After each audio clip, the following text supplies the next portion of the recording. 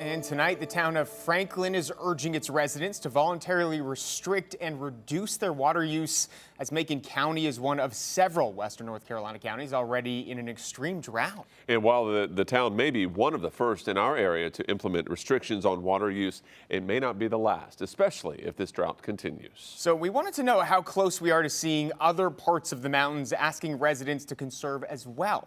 Here's what we found out. Wildfire risks on the rise, streams and rivers running at lower rates, a drought now more than 6 months in the making.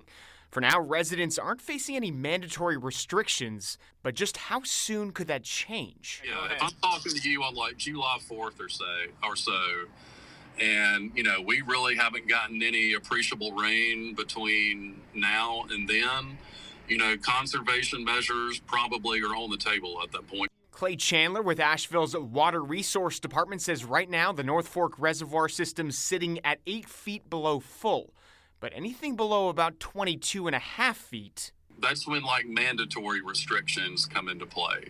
Okay. That's when, if somebody, at that point, if somebody is, watering landscaping, filling swimming pools, washing cars, they'd be subject to fines. But there are practices in place to protect the supply, especially if this drought drags on. We have 37 storage tanks throughout the system, and we keep them full all the time. If the drought went on long enough for the reservoir to dip below 16 feet, maybe we keep those tanks half to 3/4 full. That'll save us some water on the production side, keep some additional water in the reservoir. Chandler says the North Fork Reservoir system supplies about 80% of Asheville's 160,000 residents with water, along with 3 wholesale customers. Black Mountain is one. They get about half of their water from us.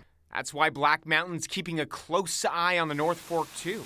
If the city of Asheville imposes some sort of restriction, we would definitely be in touch with them to figure out what we need to do as well. The town's public information officer says the other half of its water coming from 10 wells. What are those wells looking like right now? As of yesterday, the wells were all at capacity, so they were not low, but they were operating normally. So for the time being, no recommendations to reduce. All we need now, some serious and sustained rain. It does look like the weather pattern toward the very end of April into early may produce some rain. That will obviously help us a whole lot, and we certainly hope that happens.